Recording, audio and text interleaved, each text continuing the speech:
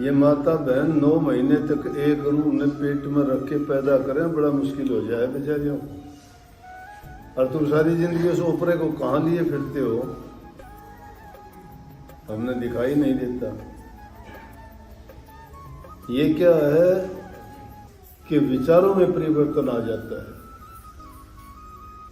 तुम्हारे खान पान, आचार विचार, रहन सहन के कारण तुम्हारे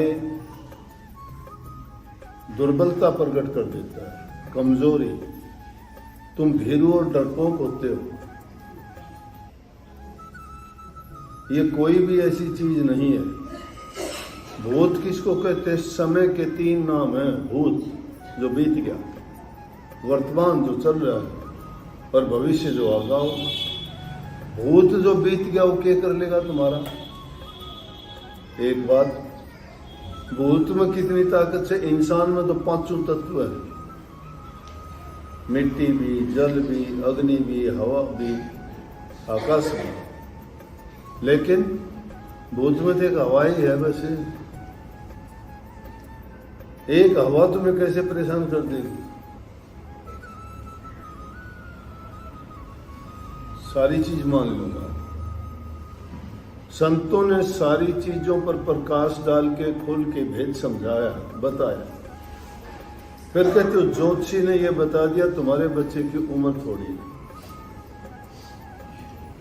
कितने लोग मेरे पास आए, कईयों ने बताया मुझे ये कह दिया मैं इतने साल की हुआ।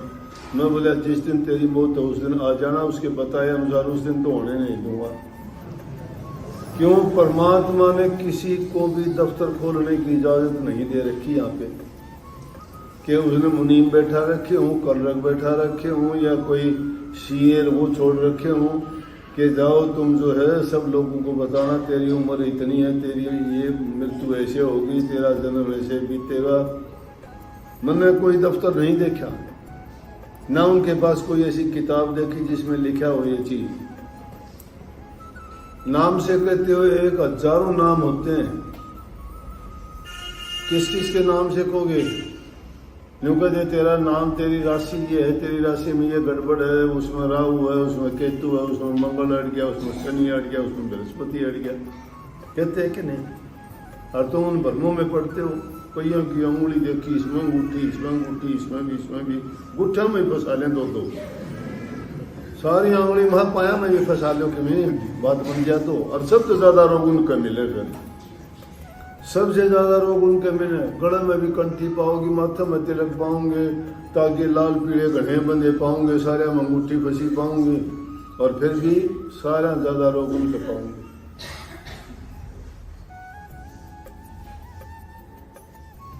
के इलाज संत सबका इलाज बताते भाई, इन भ्रमों में ना पड़ो। भ्रम में जब पड़ जाते हो तो समझ लो कि तुम उसी अनुसार बन जाओगे। एक आदमी अंधेरे से डरने लग जाएगा, वो डरता ही रहेगा। और एक आदमी उसका सामना करके जब निकल जाएगा अंधेरे में तो उसका डर निकल जाएगा। क्यों? मैं तो यूं ही डरता था, बेचा कितने अंधेरे में बांट दियो नहीं डरेगा। जो आदमी दूर से डरता है और डर से भयभीत होता है तो हर चीज उसके लिए भूत बन जाती है। तो कहने का मतलब ये होता है तुम्हें डराते हैं वो लोग, इस तरह वाली चीज बताते हैं। तो परमात्मा ने किसी के दफ्तर नहीं खुलवा रखे, कोई यहाँ प्राइवेट कंपनी काम नहीं करती। ये कुछ स्वार्थी लोग अपने मतलब की बात कह कह के तुम्हें बस बल्बों में डालते हैं और लूटते हैं कि तेरा इलाज कर दूंगा, तेरे पाठ कर दूंगा, तेरी ये कर दूंगा। कुछ नहीं होना नहीं। राई घटन तिल बढ़र बिदना लिखे जो लेख, जो तुम्हारे कर्म के लेख तुमने जो खुद लिख रखे हो, कर्म तो तुम्हें भोगना पड़ेगा। और उसमें अगर राई भी कोई घटा नहीं सकता, तिल भी बढ़ा नहीं सकता। अगर घटा बढ़ा सकते हो तो तुम बढ़ा सकते हो। और उसका इलाज क्या है? उसका इलाज यही है कि संतों के पास जाओ, उनसे नाम की दीक्षा लेके उस राम नाम की कमाई करो। तुम्हारे पाप कर्म तो कटते चले जाएंगे और तुम्हारे पुण्य कर्म बढ़ते चले जाएंगे। दुर्गुण और दुर्मति भाग जाएगी, सुमति और सद्गुण आप में आते चले जाएंगे। फिर तुम डरते हो 30 साल लेके सत्संग में आके आपने क्या कमाया? अरे कोई 4 दिन सांग में रह लेता है, वो लड़का सांग करना सीख जाता है। 4 दिन अगर कोई खिलाड़ियों में बैठता है, वो खिलाड़ी बन जाता है। शराबियों में बैठने वाला 10 दिन बैठ जाओ, शराबी बन जाता है। जुआ खेलने वालों में बैठ जाओ, जुआ खेलना सीख जाता है। तुम 30 साल सत्संग में बैठ के क्या सीखे? मैं ये पूछता हूँ। इस चीज का दुख लगता है, इस चीज का दुख लगता है। तुम नाम की कीमत और कदर नहीं समझे। नाम है क्या चीज? उस नाम को लेके अगर नाम की कमाई करते, आजमा के उसको देखते, अरे कोई भी तुम्हें चीज देता है, वो देख के कहता है भाई ये चीज आप आजमा के देखना, ये बहुत स्वादिष्ट है, खाने की होगी तो ये। कोई चीज और होगी तो कहेगा बहुत सस्ती, ये सस्ती भी है, टिकाऊ भी है। अगर कोई टार्च भी देगा, कहेगा इसकी लाइट बहुत दूर तक जाती है। कोई पेन देगा, नुगा लिखते जाओ, कितना लिख लो, कभी इसकी शाही खत्म नहीं होती है। कागज ने कहा इतना समूथ है, लिखोगे तो पता लगेगा तुम्हें, और इतनी सुंदर लिखाई आएगी इस कागज में। सब गारंटी करते हैं कि नहीं करते? और तुम जो करते हो उसको आजमा के देखते हो। देखिए भाई, यूं कहता है तो आजमा के देखा। स्वाद देखना है, खा के देखते हो भाई, हाँ वो जो कह रहा था वैसा ही है। शाही प्रचार करोगे कि हाँ भाई उसने बताई थी, पेन में इतने साल हो गए चलाते हो, शाही खत्म नहीं, बहुत बढ़िया, इसका राइटिंग बहुत अच्छा आता है। कागज डायरी इतनी सुंदर है कि मैंने तो इतने साल लिखे थे, आज भी वैसी की वैसी नहीं लगती है। कपड़ा, कोई कहता है ये ऐसा कपड़ा इतना चलता है, पड़ता ही नहीं, इसमें मैल भी ज्यादा नहीं चढ़ता, धुलाई करते हो बड़ा आसानी से धुल जाता है, मान लेते हो, उसको आजमा के देखते हो। लेकिन नाम की कितनी महिमा संतों ने गाई, संतों ने कितना समझा के कहा कि भाई नाम से तुम्हारे खोटे कर्म कटते हैं, तुम्हारे पाप कर्म धुलते हैं, तुम्हारा जन्म सुधरता है, तुम्हारा जन्म मरण का बंधन कटता है, काल और माया के देश से तुम जीत के निकलते हो। ये मनुष्य चोला सफल सार्थक तभी होगा जब आप नाम की कमाई करोगे। आपने एक नहीं मानी, उसके लिए कहेंगे भाई निंदा चुगली ना किया करो, कभी नहीं छोड़ी आपने। किसी की बुराई ना करना, नहीं छोड़ते।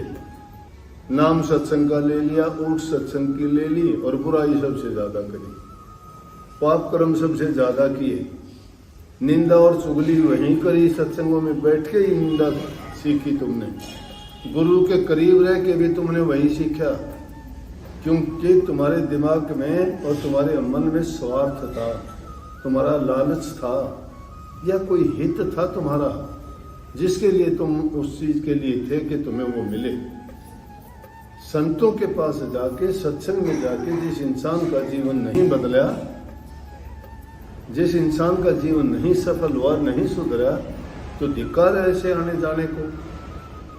काफी कहते हैं कि मेरे घर वाले मुझे आने नहीं देते, ठीक नहीं आने देते। कोई कहता है हमारे घर वाले हमें कहते, अरे भाई मैं कहता हूँ अगर तुम गलत जगह जाते हो तो घर वाले कहेंगे ना जा। कि जिसका बच्चा घर में खुश हो वो सत्संग में आओ, तुम्हारे घर वाले अगर नाराज हैं मत आओ। उनको संतुष्ट करो कि सत्संग में आने से क्या फायदा है। तुम्हारे सत्संग में आने से उनको कोई फायदा नजर नहीं आया, समझ गए? तुमने और ज्यादा झूठ बोलनी शुरू कर दी।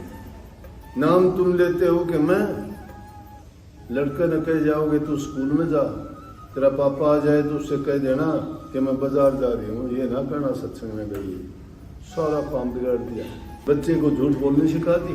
वो बच्चा आज झूठ बोलेगा अपने पिता के सामने, कल तुम्हारे सामने भी झूठ बोलेगा। क्यों? उसको पता है कि जब तू उसके लिए झूठ बोल सकता, तेरे लिए झूठ क्यों नहीं बोल सकता। फिर तुमने जो झूठ बोली उसका पता लग जाएगा तो वो आदमी कैसे आपको अच्छा मान लेगा कि तुम सत्संग का नाम लेके और बच्चे को कुछ और बता के कहीं और जाते हो, तो कल को तुम्हारा घरवाला सोचेगा कि सत्संग का नाम लेके और कहीं नहीं जाती हो। घर वाले क्यों नाराज? काफी औरतें, ये माता बहन आके कहती है नीला जी मेरा घरवाला आपने गाली दे, ना मुझे नहीं देता। मैंने क्या बिगाड़ा उसको, मैंने देखा भी नहीं, वो गाली तू दिलाती है मुझे।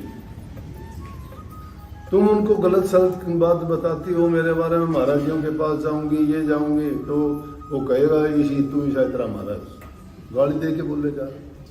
कोई बुरी बात को मैं तो बुरा नहीं मानता, क्यों मैं कोई मेरे को बुरी गाली देता है, मेरी निंदा करता है, बुराई करता, मैं स्वीकार नहीं करता, छोड़ देता हूँ, वापिस उससे टक्कर लाता हूँ जाके,